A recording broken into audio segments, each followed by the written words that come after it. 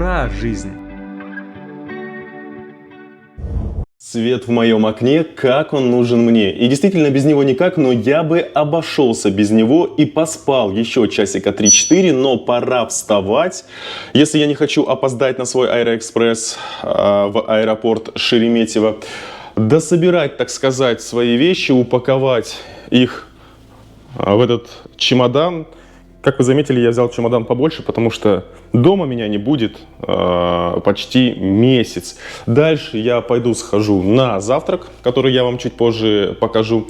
Ну а после этого нужно выдвигаться в аэропорт.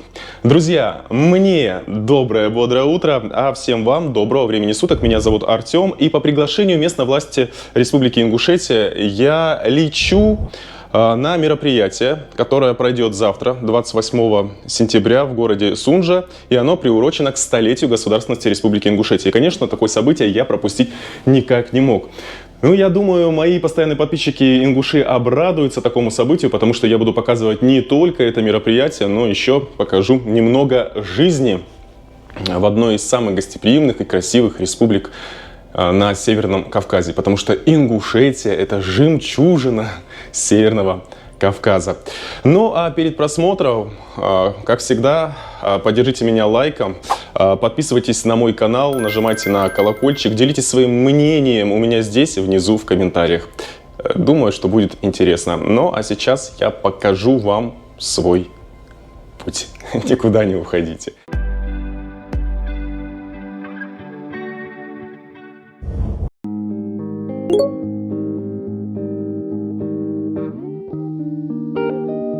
Друзья, ну что, я долетел до Ингушетии, нахожусь в аэропорту Магас, но он находится в Сунже. Кстати, недалеко от этого аэропорта находится стадион, где завтра пройдут основные мероприятия, посвященные столетию государственности Республики Ингушетия. Кстати, очень много гостей, поэтому, да, номеров свободных в отеле нет. Да и народу тоже много, видите. Победа! Приложение Тешам, или Тешам, как правильно, я забыл, заказал такси из аэропорта до столицы Республики Ингушетия, город Магас. Обойдется поездка в 500 рублей. Я хотел бы рассказать, так вкратце, что этот аэропорт носит имя первого героя России Асканова Солумбека. Я, кстати, много в своих выпусках про него рассказывал. Очень жаль, что, как-то не все про это говорят, и немногие авторы, блогеры, независимые журналисты про это упоминают. Это очень важно. Это межнациональные отношения. Он пожертвовал своей жизнью ради других людей, да, когда отвел вот такой самолет от населенного пункта в Липецкой области. Мужчина. Около аэропорта находится очень похожая мечеть, которая мне нравится, но только она мне нравится по архитектуре в горной части Республики Ингушетия, в селе Гули. В горы я тоже поеду, так что подписывайтесь. И вот самолет, на котором когда-то летал сам Солумбек Асканов. Ну что, друзья, я, так сказать, зачекинился в отеле Артист Плаза. Это самый лучший отель в столице Республики Ингушетия. Да, в отеле. Ингушам это, кстати, не понравится, что я остановился в отеле. Здесь так не принято. Но я по приглашению, так сказать, местной власти, поэтому так вышло. Сейчас я посмотрю номер. Здравствуйте. 501. 501, да в какую сторону? Туда, да? Да. По-моему, я в нем останавливался уже. И хотел бы сказать огромное спасибо Сахалт, водителю такси Саиду. Он с меня не взял денег, потому что узнал меня. Хотя я просил взять деньги хотя бы детям на конфеты. Ни в какую не захотел. Вообще. Вот. Так, это 510, не сюда. Хотя стрелочка туда стояла. Прошел. Так, сейчас покажу вам номер, как он выглядит здесь. Так, значит, здесь вот есть такой большой шкаф.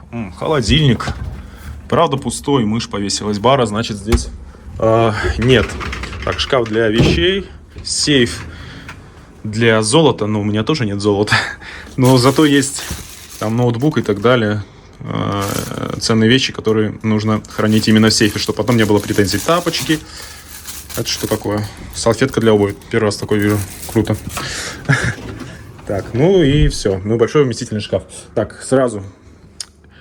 Здесь вот такая красивая душевая. Есть фен необычный. Сама душевая гигантская. Просто сюда несколько человек могут поместиться. Туалет, биде, халат, полотенце, мыльно-рыльные принадлежности. Ну, девушкам и женщинам будет интересно, что здесь кондиционер, гель для душа, шампунь. Это что такое? Бритвенный набор для мужчин, мыло, шапочка. Круто, хорошо, супер. Поехали дальше.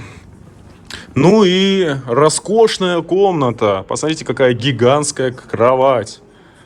Диванчик. Так, я вижу, что можно здесь попить кофе, чай. Все для этого есть. Классная большая рабочая зона. Телевизор, чайник и водичка. Какая водичка, что предлагает? Ну вот видите, фирменная Артис Плаза. Питьевая вода, не газированная. А есть, наверное, еще и газированная. Это все включено в стоимость, да. Но это газированная. Ну и что у нас с видом из окна? И вот такой вот вид из окна на корпус Ингушского государственного университета. Вот один, а вот там вот второй. Вот он торчит. Так вот.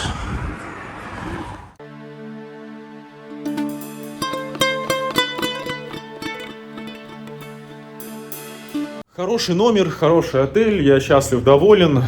И спасибо, кто организовал мне эту поездку. И, как всегда, меня очень гостеприимно встретил. И еще раз отдельный Сахалт спасибо водителю такси, который узнал меня и решил ни в какую не брать с меня 500 рублей.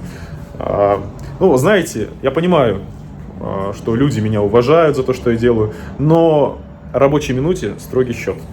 Ну, как-то так вот я воспитан, у каждого есть семья, дети, тем более в Ингушетии тяжело с работой. Ну, не захотел, ну что я могу сделать? С ингушами лучше не спорить. Ну, слышите звуки, сразу понятно, что я в Ингушетии. Вот, сейчас немножечко отдохну и пойду прогуляюсь. Ну, а потом уже спать.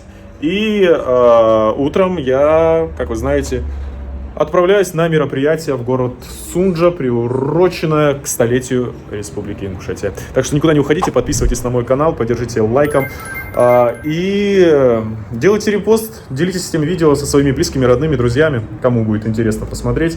Дальше больше. Ну что, друзья, наступило 28 число, и буквально через несколько часов здесь, в Республике Ингушетия, где я нахожусь, пройдет масштабное мероприятие, приуроченное к столетию государственности Республики Ингушетия. И вот представители местной власти пригласили меня сюда официально, проявили свое гостеприимство, как я уже рассказал и показал вам, разместили в этом отеле, это просто я проснулся, и сейчас иду уже обедать со своим хорошим другом. Он, кстати, тоже блогер, и некоторые из вас, особенно молодежь Республики Ингушетия, его знают, его зовут Зелим. Мы года 3 назад с ним совместный выпуск снимали про Карабулакский Хогвартс. Вы можете посмотреть на моем YouTube-канале. Сейчас вы его увидите, если забыли. Он, кстати, не знает, что я с камерой иду. Вот он, красавчик, Зелим. Всех приветствую, Хамди здесь. Да, у него свой канал, кстати, подписывайтесь, называется Хамди, с ингушского языка это переводится. Как дела? Есть как что? дела? Есть что-то? Что нового? Хамдат. Просто я сейчас жду. Здесь, как я понял, да, из Турции Да, приехали гости. мухаджиры их называют. Это те, которые переселенцы век или 2 века назад переселились в Турцию по тем или иным причинам. Вот сейчас они здесь приехали по приглашению доктора наук, вот женщины вот этой. Так, добрый день, это курсы «Как не бояться камеры». Обучаю вас. Первый урок окончить, если... Да, у меня микрофон, но я не знаю, будет слышно Зелима или нет. Он решил, да, тоже поснимать. Ему же мало своих подкастов.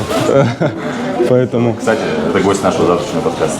Да, я завтра буду сниматься у Зелима, так что не пропустите, ссылкой я поделюсь. А сейчас мы находимся в кафе на завтраке и на обеде одновременно. Как называется? Каскара. Все, вы услышали.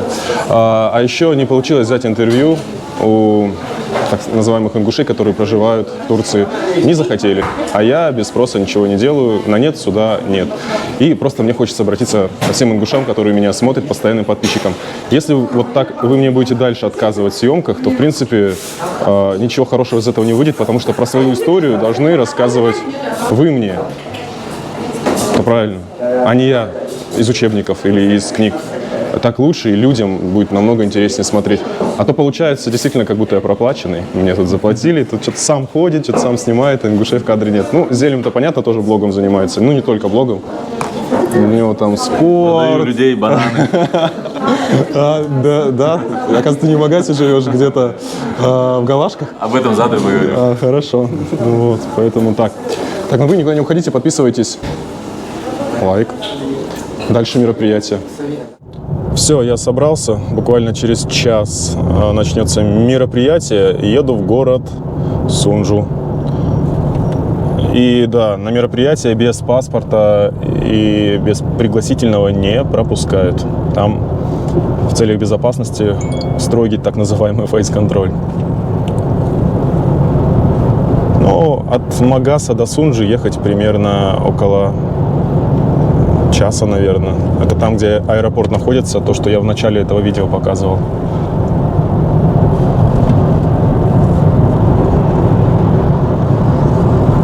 Доехал я до города Сунжи. Здесь прям жесткий контроль и много охраны. Но, сами понимаете, времена сейчас сложные. И вот стадион потихонечку заполняется. Вижу много автобусов из разных регионов России. Вот Ставрополь, несколько автобусов. И я тоже сейчас зайду и, конечно, буду все показывать и рассказывать. Но людей будет, думаю, много, потому что 100 лет бывает только один раз в жизни, больше не будет. Тем более для всех ингушей это большое событие. Здравствуйте. Да, меня узнали девушки из полиции. Ну, что поделать. Приятно, конечно. За эту государственность многие ингуши отдавали свои жизни в свое время. Поэтому в знак уважения такое мероприятие обязательно к посещению. Ну вот, я приехал. Не мог пропустить. Вот. Самому интересно, что будет. Просто когда было 250 лет... Да, здравствуйте. Здравствуйте. Здрасте. Хорошо все. Да. Да, позавчера. Здрасте. Здрасте. Здрасте.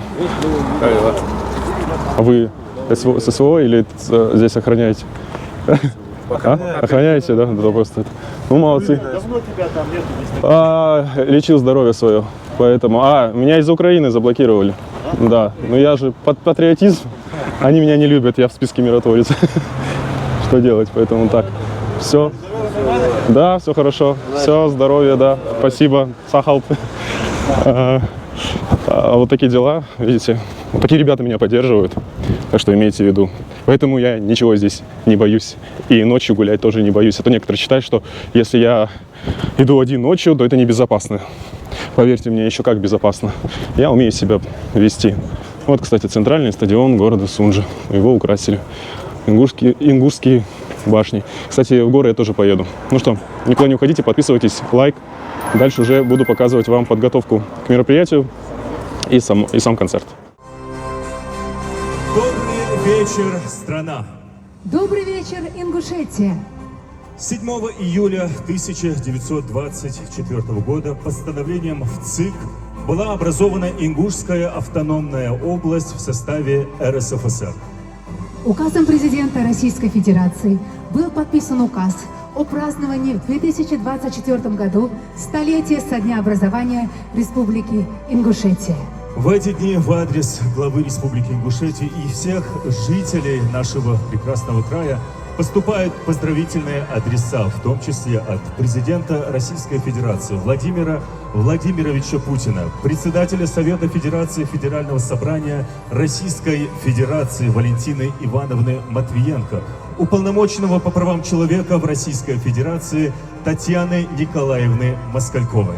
В связи с тем, что в одном из офисов Wildberries в Москве были убиты охранники-ингуши, многие местные жители объявили траур в республике и решили не посещать данное мероприятие, которое было приурочено к столетию образованию государственности Ингушетии, которое досталось ингушам, как я узнал, ценой крови, пота и смерти. Да, за эту государственность предки ингушей, настоящие мужчины, отдавали свои жизни. Это был не совсем концерт, а мероприятие. 100 лет бывает только один раз. Во время программы показали всю историю ингушей за последние 100 лет. Я сам был удивлен, что рассказали и показали про дикую дивизию, про депортацию ингушей февраля 1944 года.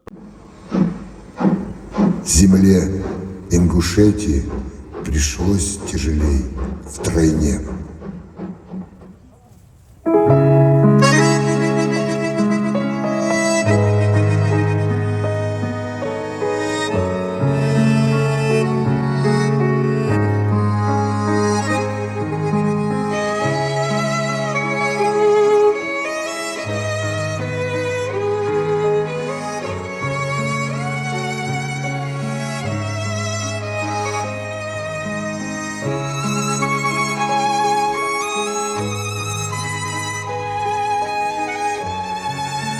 Про осетино-ингушский конфликт 1992 года. Я думал, что я сплю, и просил своих друзей ущипнуть меня, но все это было наяву.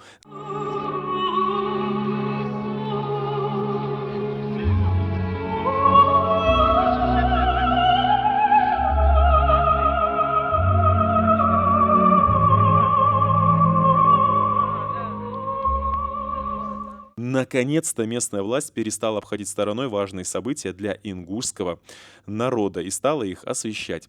Также рассказали, как Ингушетия развивалась за последние 100 лет. Это мероприятие было как дань памяти и уважения всем тем ингушам, которые боролись и добились государственности для ингушского народа. К примеру, таким человеком был политический деятель Идрис Зязиков. Жаль, что для некоторых история ингушского народа оказалась неинтересной. Можно было прийти и уважить в моменте, где упоминались важные исторические даты Ингушетии. А дальше нужно было из-за траура встать и выйти на концертной части программы. Со стороны это выглядело так, как будто государственность в республике особо никому и не нужна. Странно, что траур закончился сразу же на следующий день после мероприятия. Как я это понял? По свадьбам с лозером, стрельбой и дрифтом.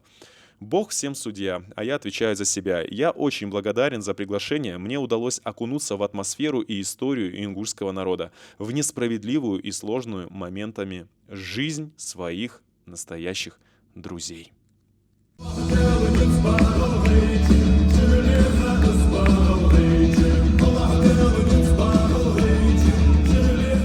Дошел я до площади Алания, где развернулась, так сказать, ингушская ярмарка, приуроченная к столетию государственности Республики Ингушетия. И если вдруг вы прилетите, либо приедете в замечательную гостеприимную Ингушетию, то обязательно посетите вот эту башню Согласия. Это этнографический музей, в котором вы узнаете, так можно сказать поверхностно, про всю историю ингушей. Я здесь был много раз, по-моему, вход стоит 200 рублей. Можете посмотреть мои некоторые выпуски. Хотя, если у меня останется время, то я еще раз поднимусь на самый верх этой замечательной 100-метровой башни. И, насколько мне известно, это самый высокий в мире этнографический музей. Там на входе висит сертификат. Ну и вот пока я иду на замечательную и, я думаю, интересную ярмарку, чтобы вам ее показать, заметил, что за 2 месяца ничего здесь не построилось. Как-то вот место только для фундамента вижу. Как будто стройка заморожена. Хотя там вдали стоит строительная техника. Не знаю почему. Все затягивают. Насколько мне известно, здесь строят подземный торговый центр, вот как прямо в Москве, да, Павелецкая плаза, Микаил Сафарбекович Гуцериев. То ли он строит, то ли он не строит. Одному Богу известно. Я знаю, что около вот этой башни Согласия будет скоро строиться хороший отель. И его построит предприниматель Алаудин Ахметович Парчиев. Тоже будет интересно наблюдать. Ну, я видел этот проект. Красивый будет отель в таком национальном ингушском стиле, который будет вписываться в архитектуру города Магаса. Так, я так понимаю, это строят кафешки. Кстати, здесь еще есть магазин, где продают сувениры. Да? Я тоже вам покажу. Там красивые ковры, так что никуда не уходите. Подпишитесь и поставьте лайк. Давайте вместе с вами заглянем все-таки сразу вот в этот замечательный магазин. Он называется Истинг Тика. И именно здесь, да, в этом даже не магазине, а студии Истинг. Это площадка для ингушских ремесленников. Вы сможете увидеть как раз-таки, как своими руками ингуши, ингушки, да, делают одежду, какие-то элементы традиционной ингушской культуры. Вот сразу, например, встречают папахи. Они делаются из овчины. И в них, вот раньше, когда ингуши проживали в горах, мужчины ходили. Они, правда, теплые. Я один раз гонял в такой папахе по горам.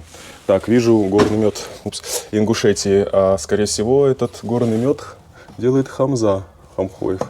Такая баночка 1200 рублей стоит. Я пробовал этот мед, он очень вкусный, так что рекомендую. Здесь есть также варенье из... это цитрусовое какое-то здесь.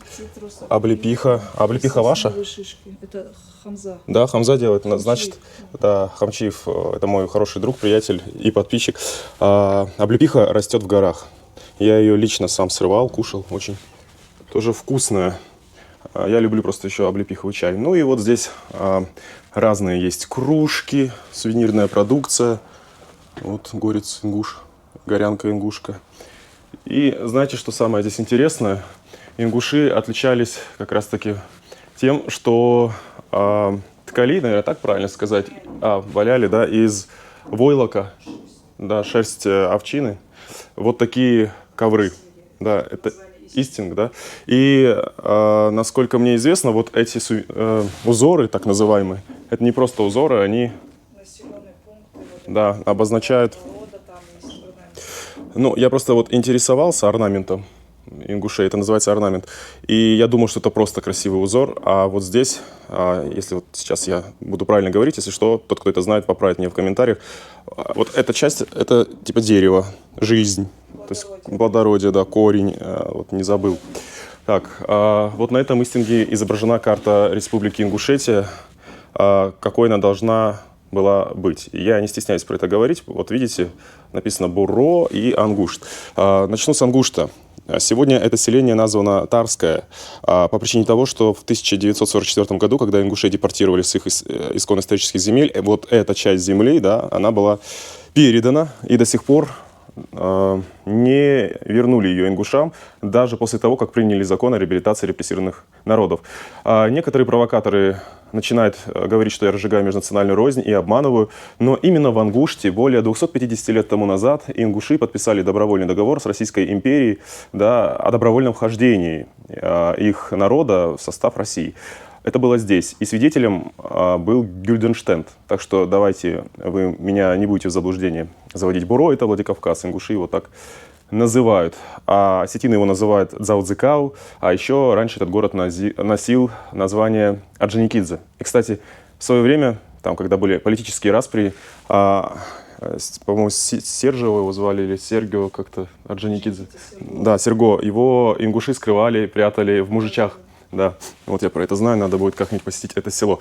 Ну, а город Малгобек — это город воинской славы. Там я был, можете посмотреть. В Сунджи недавно прошло, где вот было мероприятие, приуроченное столетию государственности Республики Ингушетия. Я нахожусь вот здесь, в Магасе. Назрань находится рядышком. И вот из-за того, что ингушам негде жить, так как у них увеличивается рождаемость и демография просто показывает самые лучшие результаты, в России, вот видите, Назрань и Магас, вот он прям соединяется, земля, а еще селение Эко же войдет, и будет гигантский город. Поэтому им нужна вот эта земля для того, чтобы здесь жить. Они не хотят жить в других регионах. Это нужно правильно понять. А чтобы понять, для этого нужно приехать в Ингушетию. Ничего личного, это история. Я ничего не выдумываю. Ну, а теперь не о политике, не о геополитике. Давайте покажу вам. Тут книги есть. Вот для ингушей это тоже будет полезно. Вот заговорил про депортацию. Книга Мурзабекова «Ислама. Депортация». Вот из этой книги, я думаю, можно будет узнать детали, подробности того несправедливого времени по отношению к ингушам. Есть и национальные книги. Вахара Док. Как это переводится? Вахара. Ага. Как это переводится? Жизненные дороги. Жизненные дороги. Вот теперь тоже буду знать.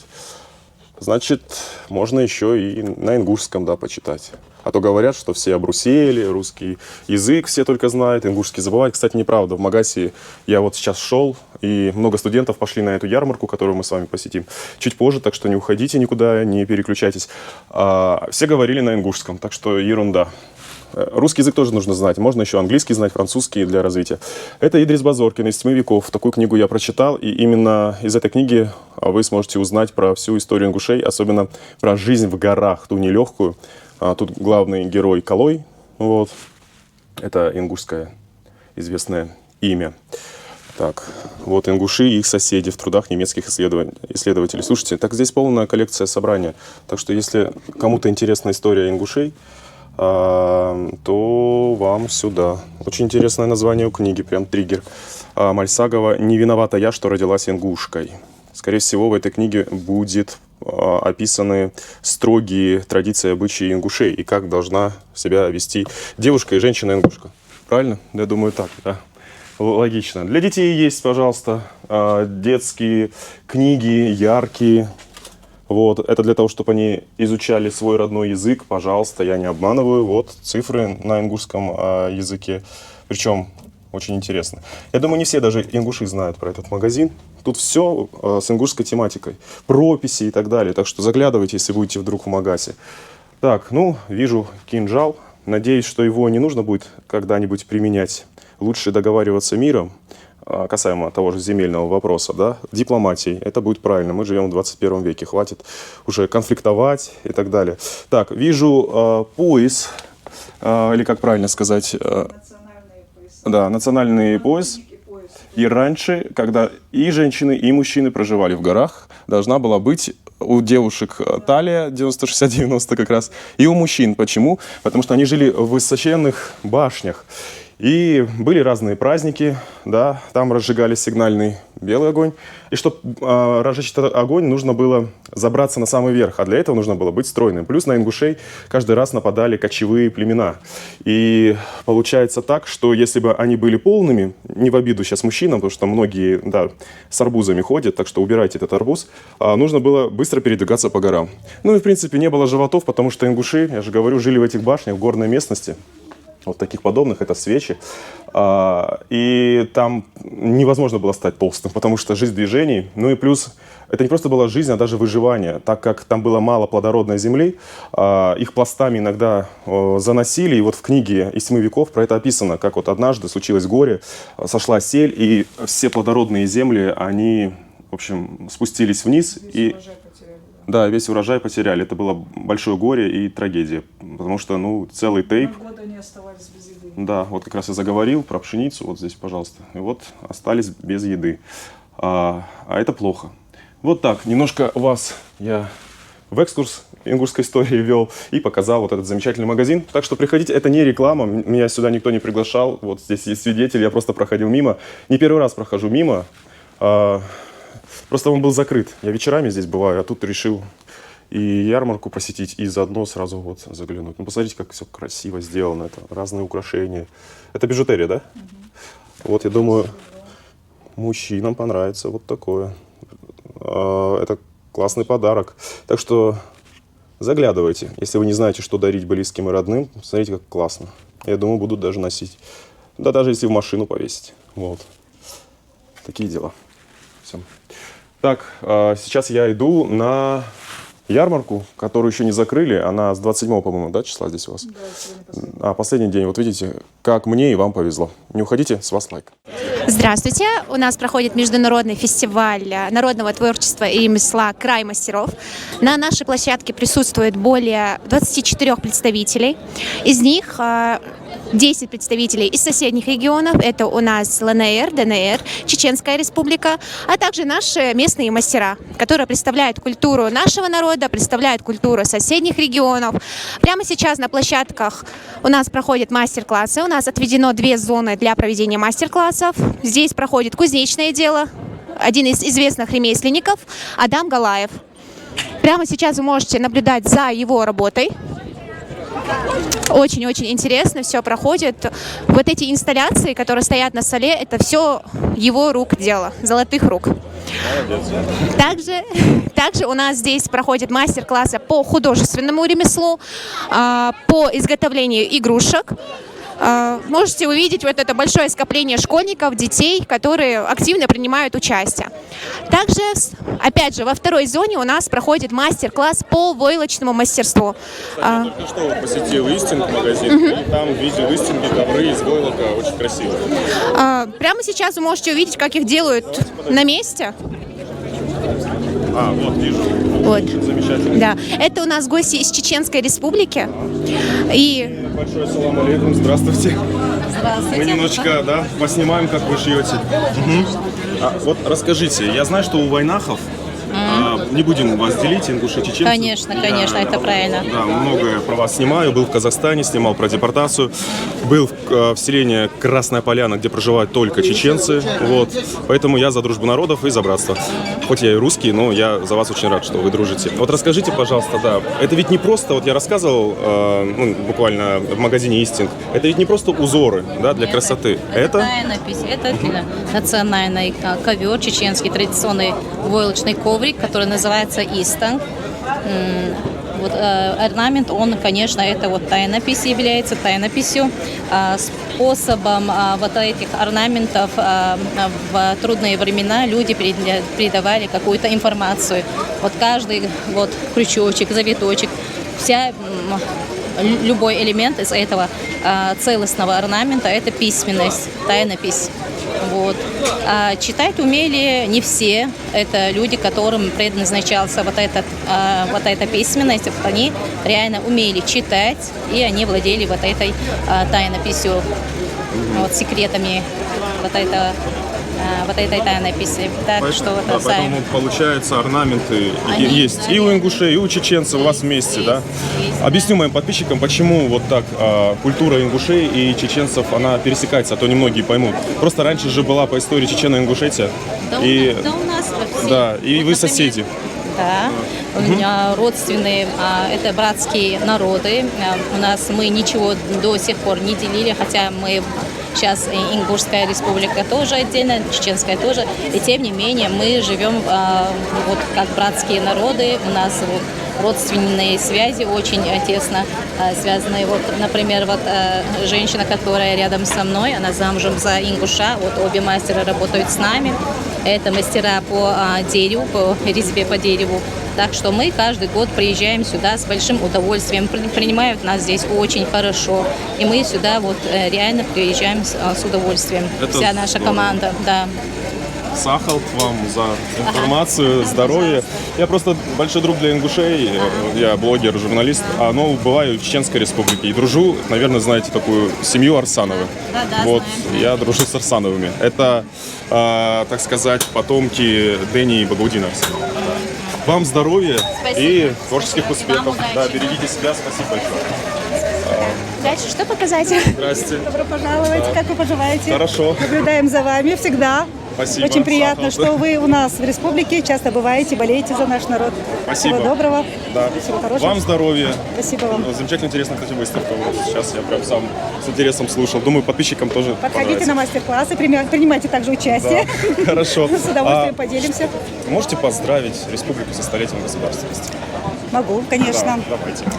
Уважаемые жители республики и не только, я от всей души поздравляю со столетием образования ингушской государственности. Желаю нам всем мира, милости Всевышнего, добра и всего самого доброго. Будьте терпеливы, будьте взаимоуважением друг к другу относитесь. И всего нам самого доброго. Да. И я желаю процветания Ингушетии, и пусть справедливость по отношению к вашему народу восторжествует. Здесь у нас представлены работы двух известных мастеров-ремесленников. Это Атиков Беслан и Цуроев Аюб Даудович. Как видите, Цуроев Аюб акцентирует свое внимание на деревообработке, на создание различных фигурок из дерева. Беслан же, в свою очередь, акцентирует внимание на интерьер бита, керамику. Это керамика. Да, все верно. Чай пить. Да. Беслан у нас участвует в различных социальных проектах, и благодаря тому, что он проучаствовал в грантовых конкурсах, он смог открыть свою собственную керамический цех, и вот его работы здесь уже представлены. Очень красиво. Да. Молодец. Также у нас за соседним столиком есть работы известного художника. Это Башир Евлоев. Башир Евлоев, вот он непосредственно. Можете посмотреть, увидеть. Я вас не снимаю. Здесь представлен комикс на основе фольклорных историй. Это Сармак, это у нас дракон, в переводе с ингушского. Башир представляет в этом комиксе непосредственно своих персонажей и непосредственно одного из злодеев дракона. Талант. Вот видите, сколько, да? Да. Среди ингушей есть талантливых людей. А не только борцов. Да. У нас очень много талантливых людей. Кстати, символ Ингушетии, Ингушская башня. Абсолютно верно. Это один из наших мастеров. Как видите...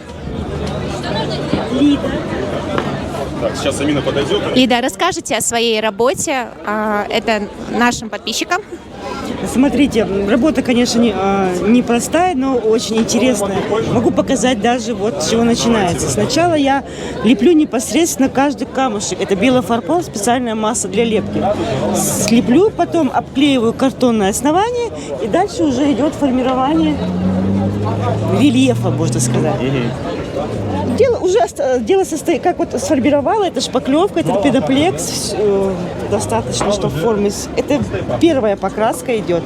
Там 3-4 слоя краски наносится. Вот уже следующий, вот, например. Здесь между ними один слой покраски. Красится серый, стирается верхнее основание, потом наносятся разные цвета, необходимые оттенки для придания реалистичности. Смывка. Навряд ли вы поймете, что это такое. Ну, видимо, зачистка некая. Это, знаете, скорее всего, нет. Это вот, понимаете, когда камень лежит в природе, и вот щели его, впадины, они все-таки... Загрязняются. Да, загрязняются. Здесь что-то вроде этого похоже. У меня вот к вам вопрос. Раз вы делаете такие красивые ингушские башни, да, как некоторую же инсталляцию сувенирную, а как вы относитесь к реставрации башенных комплексов в Джейрасском районе? Вот к новоделу именно. Вы знаете, к новоделу, наверное, с одной стороны, при реставрации, да, сохраняется.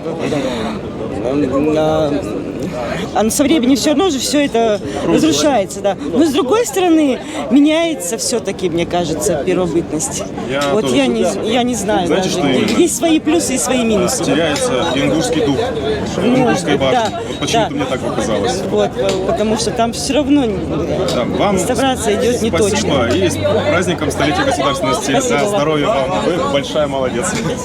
Так, мы идем дальше с Аминой. Да. Дальше вы можете увидеть у нас работы, опять же, мастеров Истинга. Вас как зовут? Это у нас Яха. Яха, расскажи, пожалуйста, о своей работе. Расскажи, пожалуйста, о нашем традиционном головном уборе. Я представляю магазин «Истинг». У нас собранные изделия. Я перебью, только что был в вашем магазине, тоже снимал. Да, и как вам? Теперь вы расскажете. Очень красиво, мне понравилось. Да. Теперь вот вы в деталях расскажете. В общем, наш магазин, в нем собраны изделия мастеров со всей Ингушетии. У нас представлены как войлочные изделия, так и из дерева, из кожи. Вот, допустим, вот сейчас вы смотрите блокнот. Это сделала наша мастерица Ильянова. Она сделала из фетра. Это полностью вся ручная работа. Получается, все на ингушском языке. Вот это месяц. Да? Да. И вот здесь тоже, вот это вот новый вариант. Здесь не неделя на ингушском языке, получается, и месяца. И все это разделено на сезоны. Так. Так. А это женский... Это, да. национальный ингушский головной убор, курхарс называется. Его сделала Ася Саутиева, тоже наш мастер. Это копия из тех курхарсов, которые были найдены в Цоре. Вот здесь еще есть вот такой вот головной убор. Это уже такой первый вариант был, который... А это вот такой более военный. Вот здесь, получается, сзади это использовалось как защита, или кольчуга, или что-то кожаное было, защищало шею женщин. А внутри этого головного убора войлок. То есть как бы все очень крепкие, это как воительницы, получается, воины, женщины-воины его носили. А что вы можете пожелать Ингушетии столетия государственности? Процветание, чтобы ингуши не забывали свою историю, чтобы развивали ее. Забывали, главное. Главное, не забывали, да. То, что есть, это на самом деле очень большая, богатая история, и хотелось бы, чтобы наши дети продолжали то, что было начато нашими предками. Вам, Сахалт, спасибо большое. Спасибо вам. Да, здоровья. Спасибо. Спасибо. А это Заур, я его знаю, он известный фотограф. Если я правильно тебя помню, да? Заур Плиев. Да. Привет. Ну, рассказывай про свое ремесло, свое творчество. Здравствуйте, меня зовут Заур Плиев. Я фотограф со стажем 10 лет. В данный момент работаю с проектом «Наша гордость». Проекту 2 года. Проект посвящен старшему поколению, нашим гордым старикам. Так и называется «Наша гордость». Недавно была выставка, посвященная к ним. Ну, всего у меня их было 4 выставки, но посвященная к этому проекту, это была первая выставка. Цель, хочется собрать такой небольшой архив наших стариков, чтобы была память для каждой семьи, чтобы можно было как-то позвонить, да, скажешь: Заур, а есть у тебя такой-то старик? Я скажу: да, есть. Можно? Можно. Отправлю. Нет никаких проблем. Что я делаю на фотографии? Я ничего не меняю на их фотографии. Ни морщин, ни шрамов, ничего. Но есть такой небольшой цвет, да, само собой, цветокоррекция. А так стараюсь передать всю их мудрость в лицах посредством фотографии. Как-то так. Вот вижу роза, жива еще? Женщина жива? Да, они живы. К сожалению, у нас Тамерлана Мальсагова и Даухана Булгучева нет, к сожалению. Кого нет? Вот Тамерлан Мальсагов и Булгучева Даухан, вот эти бабушки. Да, старики уходят из жизни, так сказать. А я считаю, что твой народ, да, ингуши, должны не забывать то, что сделали для вас, для будущего поколения все эти люди. Да. Это как память. Нужно помнить, знать, чтить. Спасибо, талант. Единственное, еще у меня к тебе просьба. Что ты можешь пожелать Республике Ингушетия? Да, недавно прошло празднование столетия государственности. В принципе, мой выпуск этому посвящен. Так, пару пожеланий. Я могу сказать на ингурском. Давайте. Далбарца Болбвей, Зизулма Лорд Олдвей, Тича Боха Лорд Олдвей, Барца Болбвей. Как говорится на русском, чтобы все у нас было хорошо, чтобы братский народ держался, чтобы от зла, чтобы в хорошем смысле пожелать им удачи, чтобы процветало. Да. Ну что, мною глубоко уважаемые мои подписчики и зрители, на этом я буду заканчивать этот выпуск, приуроченный к столетию Республики Ингушетия. Я вышел с этой ярмарки не с пустыми руками, а с цветами из бисера. Очень красиво. И спасибо, Сахалт, за такой подарок, за очередное гостеприимство, внимание ингушского народа. Отдельное спасибо, Сахалт, я хотел бы выразить главе Республики Ингушетия Махмуд Али Махшарифовичу Калиматову за приглашение в лице зампредседателя Магомеда Евлоева, а также огромное спасибо предпринимателю и замечательному тоже человеку Парчиеву Алаудину. От себя хочу еще раз пожелать Республике Ингушетия процветания, ингушскому народу спаянности и единства. Слушайте стариков, берегите своих старших. Помните историю. Если вы ее плохо знаете, то почитайте, интересуйтесь, потому что без нее не будет будущего у республики. Цените друг друга, цените любые моменты. Живите, мечтайте, развивайтесь, не стойте на месте. И вот как парень, да, сказал, что нужно развивать культуру, нужно оккультуриваться. Не только заниматься спортом, да, но и путешествовать, посещать музеи, заниматься каким-то творчеством и так далее. Потому что это все развивает.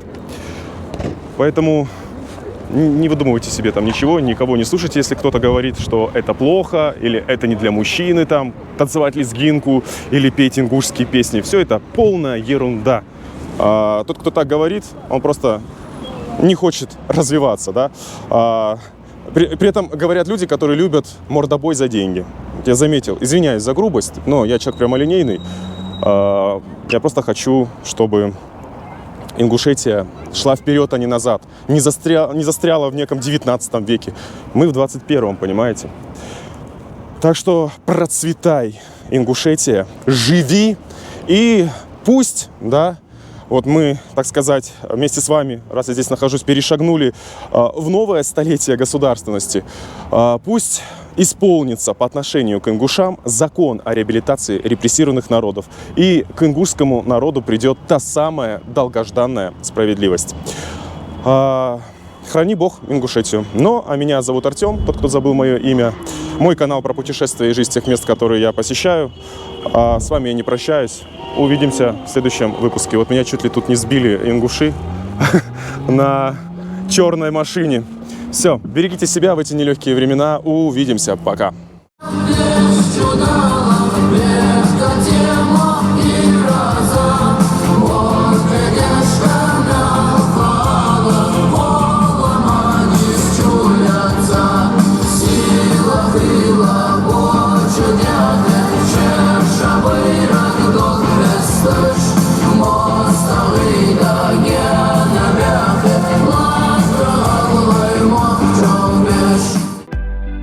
Про жизнь.